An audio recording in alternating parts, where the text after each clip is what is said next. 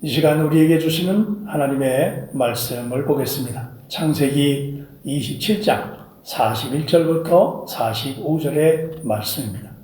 제가 받도록 봉독하겠습니다.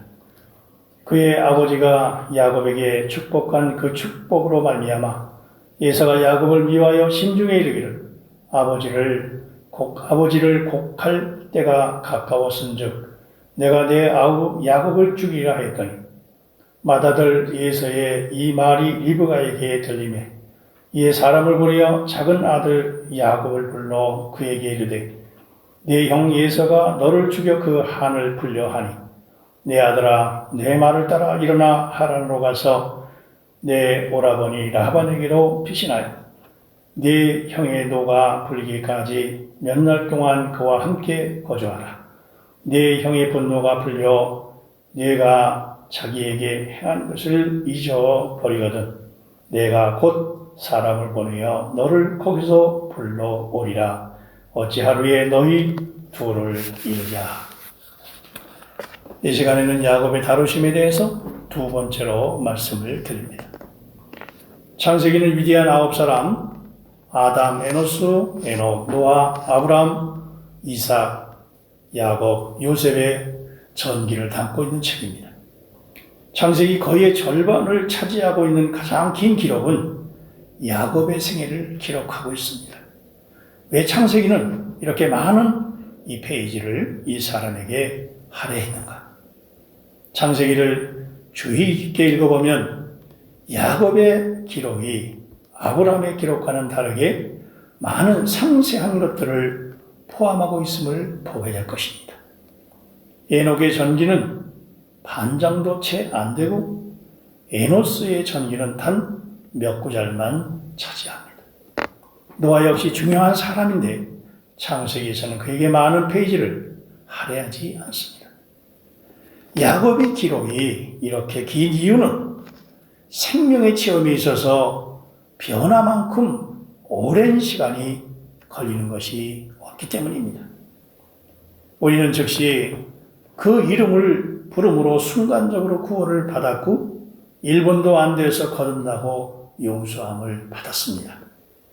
그러나 변화는 우리의 전 생애를 요구하고 구원받은 그날부터 우리는 변화의 과정을 겪어왔습니다. 아브라함에게서 우리는 하나님의 부르심과 의롭다 하심을 봅니다. 이삭에게서 항상 하나님의 은혜를 누리는 사람을 또한 봅니다. 마치 이삭은 자신이 어떤 것을 사용하지 않고 또 어떤 것을 알기도 원하지 않았던 것 같습니다. 야곱이 아버지를 속였을 때 그는 어떤 것이 잘못되었다는 그러한 생각을 가지게 되지요. 이삭은 말합니다. 음성은 야곱의 음성이나 손은 에서의 손이로다 말하고 있기 때문입니다. 이삭은 그가 에서인지 아닌지 의심했지만 야곱의 손이 에서의 손과 같이 털이 있으므로 분별하지 못하고 야곱을 축복했습니다. 이것은 이삭이 그의 분별력을 사용하려 하지 않았다는 의미입니다. 이삭은 분별력을 사용하는데 게을렀고 창세기에서 이삭의 방면은 그리 많지 않은 지면을 할애합니다. 그러나 야곱에게서는 우리는 하나님의 부르심이나 의롭다 하심을 볼 수 없고 은혜의 누림도 볼 수 없습니다. 오히려 우리는 그가 어떻게 하나님에게 다름을 받았는가를 보게 됩니다. 심지어 모태에 있었을 때에도 하나님은 그를 다루었습니다. 하나님의 다루심은 그의 변화를 위한 것이지요. 야곱은 발꿈치를 잡는 자, 약탈자로 태어났습니다. 그러나 하나님의 의도는 하나님의 왕자를 얻는 것입니다. 어떻게 그런 약탈자가 하나님의 왕자가 될 수 있겠는가? 오직 변화에 의해서만 될 수 있습니다. 물질적인 건물은 변하기 쉽습니다. 그러나 약탈자가 하나님의 왕자로 변화되기는 어렵고 이것은 하룻밤 사이에 되는 것이 아닙니다. 여기에는 전생의 시간이 필요하고 야곱은 변화의 방면을 나타내기 때문에 그렇게 긴 전기가 필요했던 것입니다. 창세기 25장 19절부터 34절 그리고 27장 1절부터 46절 28장부터 1장 1절부터 5절까지 우리는 네 명의 인물 야곱에서 이삭, 리브가를 볼 수 있습니다. 비록 야곱과 에서는 쌍둥이였지만 전혀 달랐습니다. 야곱은 조용하고 세밀하고 교활했습니다. 그 반면에 에서는 거칠고 완강하고 신체적으로 강했습니다. 야곱과 에서가 어머니 뱃속에서 싸웠을 때에 에서는 그의 강함으로 인해서 야곱을 이겼고 반면에 야곱은 먼저 나오기에 몸부림쳤습니다. 야곱은 생각이 교활했고 에서는 신체가 강했습니다. 에서는 야곱이 그를 속이는 것을 알았을 때 그를 죽이기로 결심했습니다. 이삭과 리브가 또한 서로 달랐습니다. 리브가는 영리하고 재능이 있고 기술이 있었습니다. 온 가족을 다 돌보는 능력이 있었습니다. 리브가는 야곱의 영리함을 발전시켰고 남편을 지배했습니다. 이삭은 온통 리브가의 조종 아래에 있었습니다. 리브가의 조종의 결과로 에서와 이삭은 둘 다 속았습니다.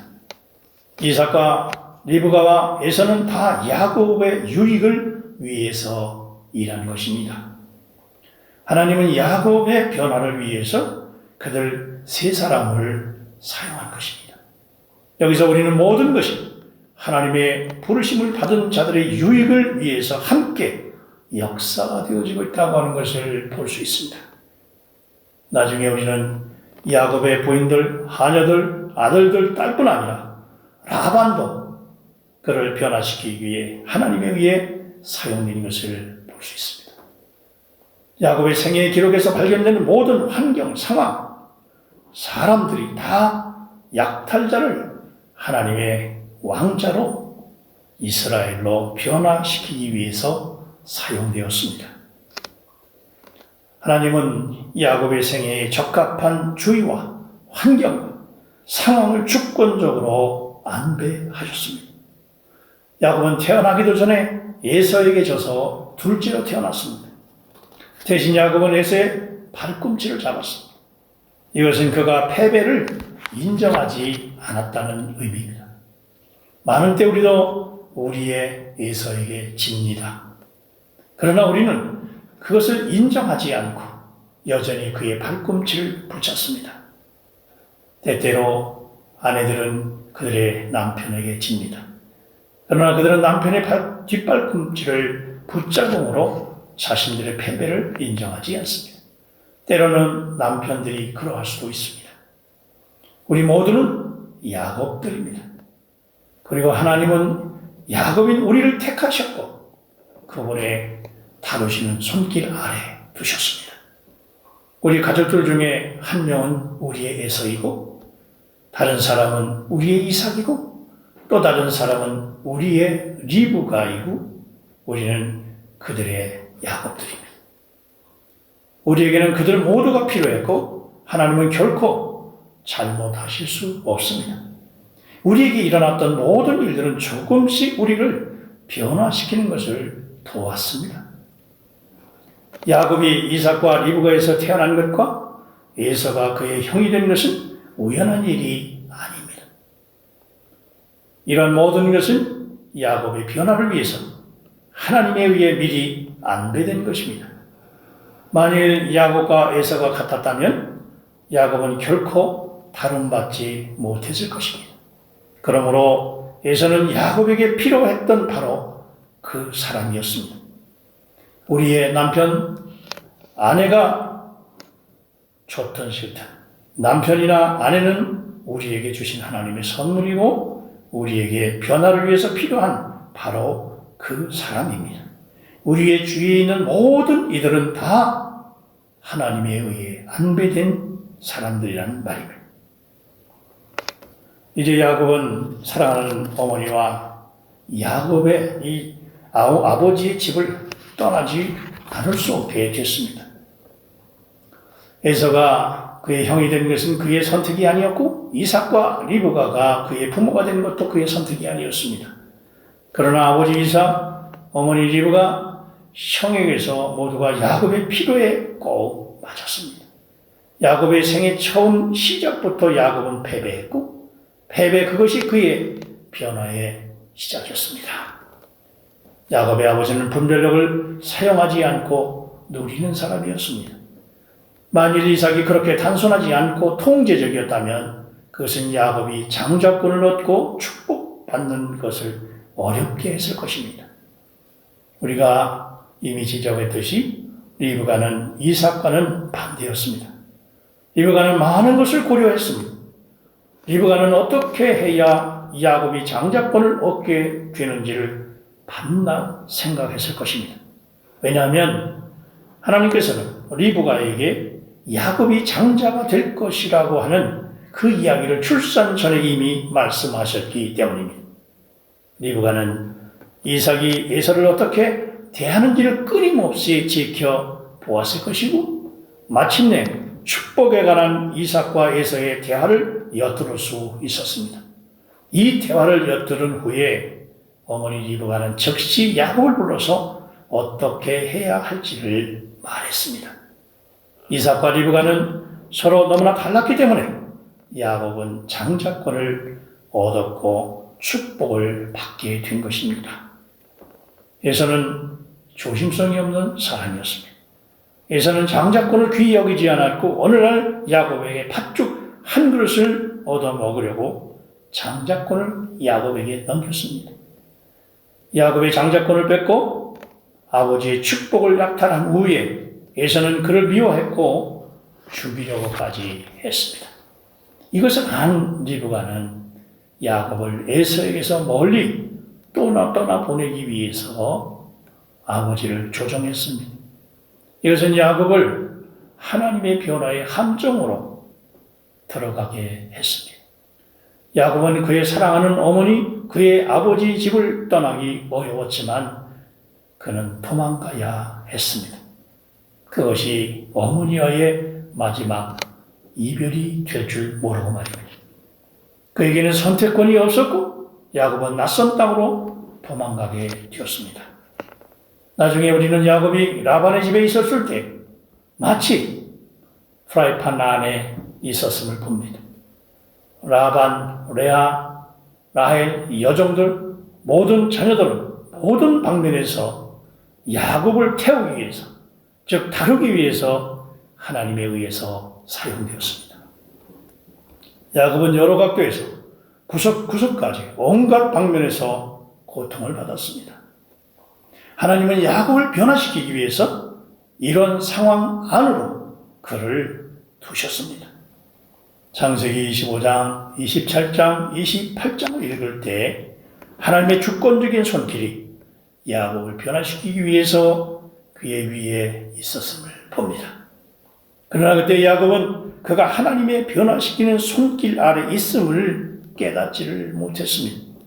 그는 오직 그의 형의 사나움과 증오, 그의 어머니 리브가의 영리함과 아버지의 단순함을 알 뿐이었습니다.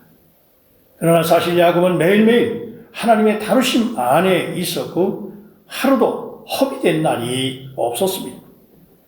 그가 만난 모든 사람과 그에게 일어난 모든 일들이 그에게 허락된 환경들은 바로 다루심이었습니다. 야곱은 그의 그 어떠함을 말하는 것이 아닙니다. 우리의 영적 생활에서의 변화의 방면을 지금 나타내고 있다는 말입니다. 변화가 무엇인지 알려 하면 우리는 반드시 야곱의 삶, 야곱의 이야기를 몇 번이고 되풀이해서 읽어야 합니다. 야곱의 다루심을 이해할 때 우리는 다른 이들과의 사이에 일어나는 모든 일들이 나를 위한 다루심이라고 하는 것을 깨닫게 됩니다.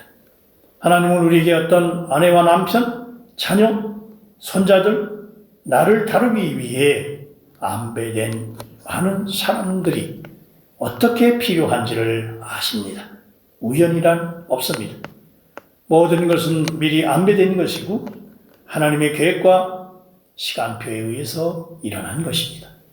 너무 늦은 것도 없고 빠른 것도 없습니다. 모든 것이 정확한 때에 일어났습니다.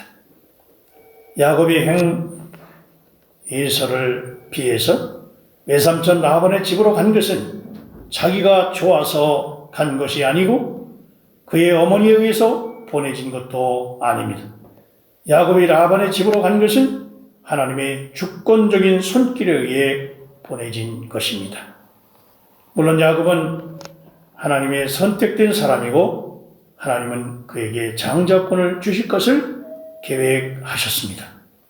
그러나 하나님은 그분의 택한 사람에게 변화에 큰 다름이 필요하다고 하는 것을 아셨습니다. 장자권을 얻는 것은 단순한 문제이거나 축복을 얻는 문제가 아니라 변화됨의 문제입니다. 이기는 자가 되는 문제입니다. 처음부터 끝까지 하나님의 손길은 야곱 위에 있습니다. 하나님은 우리를 택하시고 미리 예정하셨고 지금 우리는 매일매일 다루어질 수 있도록 그분의 주권적인 손길 아래 있음을 보시길 바랍니다. 하나님은 모든 종류의 사람들과 환경을 통해서 우리를 다루고 계십니다. 우리는 그분의 택하신 목적을 성취하는 하나님의 주권을 살펴보아야 합니다. 에서가 장자권을 경시하여 판 것을 볼 필요가 있습니다. 하나님께서는 장자권을 그분의 택하신 백성에게 주려고 하셨습니다. 이것은 세 가지, 즉 하나님을 표현하고 하나님을 대표하고 하나님의 나라에 참여함을 함축합니다. 우리는 모두 하나님의 형상 안에서 하나님을 표현하고 그분의 주권 안에서 그분을 대표하고 그분의 왕국에 참여하도록 선택을 받았습니다. 오늘 하나님의 왕국, 하나님의 나라, 그 실제는 교회 생활입니다. 우리는 거듭남에 의해 그분의 형상 안에서 하나님을 표현하고 그분의 주권 안에서 그분을 대표하고 오늘날의 교회 생활과 장래의 왕국에 참여할 수 있는 장자권을 얻었습니다. 거듭난 모든 사람들은 이 장자권을 가지고 있습니다. 결론적으로 말씀드립니다. 육체적인 누림들, 즉 세상과 세상적인 누림을 사랑하는 에서는 그의 장자권을 경홀히 여겼다고 시부에서 12장에 말하고 있습니다. 장자권을 파는 자는 사는 자를 비난할 수 없습니다. 비록 야곱이 그것을 사는 데 있어서 교활했지만 에서는 그것을 기꺼이 팔고자 했기 때문입니다. 다름은 한쪽만에 의해서 완결되는 것은 아닙니다. 에서와 같이 거듭난 많은 그리스도인들이 그들의 장자권을 경홀히 여겼습니다. 그들은 세상적인 즐거움을 사랑하고 하나님의 장자권을 귀중히 여기는 것을 소홀히 했습니다. 하나님을 표현하고 하나님을 대표하는 것을 실행하지 않는 그리스도인이라면 그들은 아마 자신의 장자권을 경홀히 여기는 에서일 것입니다. 우리 중에는 육체적인 것들의 작은 즐거움을 위해서 우리의 장자권을 버리고 경홀히 여기는 사람이 한 사람도 없을 줄 압니다. 우리의 장자권만큼 귀한 것은 아무것도 없습니다. 이 장자권을 지키기 위해서 세상적인 모든 것을 멸시하고 하나님을 표현하고 하나님을 대표하며 하나님을 살며 오직 하나님의 축복 장자권을 위해서 다름받으면서 날마다 이고 승리하시는 저와 여러분이 되시기를 주의 이름으로 축원합니다.